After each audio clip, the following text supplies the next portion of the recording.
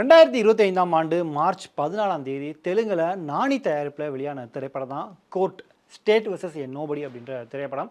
இந்த திரைப்படம் வெளியாகி ஒரு மிகப்பெரிய வரவேற்பை பெற்றுச்சு. குறிப்பாக அந்த படம் நெட்ஃப்ளிக்ஸில் வந்த பிறகு பலருமே பார்த்து கொண்டாடினாங்க. தெலுங்கு மட்டும் இல்லாமல் மற்ற மொழிகளிலுமே இதுக்கு ஒரு நல்ல ரெஸ்பான்ஸ் கிடைச்சது. இந்நிலையில் அந்த படத்தை இப்போ தமிழில் ரீமேக் பண்ணுறதா முடிவு எடுத்திருக்காங்க. தயாரிப்பாளர் தியாகராஜன் இந்த ரைட்ஸை வாங்கியிருக்காரு.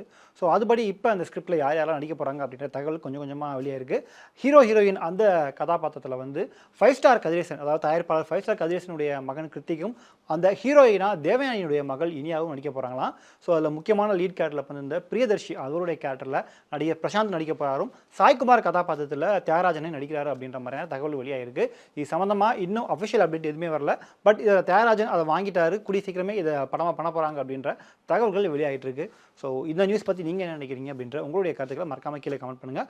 குறிப்பாக ஏற்கனவே போன வருஷம் வந்து நடிகர் பிரசாந்த் வந்து அந்தாதுன் படத்துடைய ரீமேக் வாங்கி அது அந்த கண்ணு ரிலீஸ் பண்ணியிருந்தாங்க. அதுவும் ஒரு பல வருஷமாக பிளான் பண்ணி போன வருஷம் ரிலீஸ் ஆகி ஒரு நல்ல நேம் கிடைச்சது.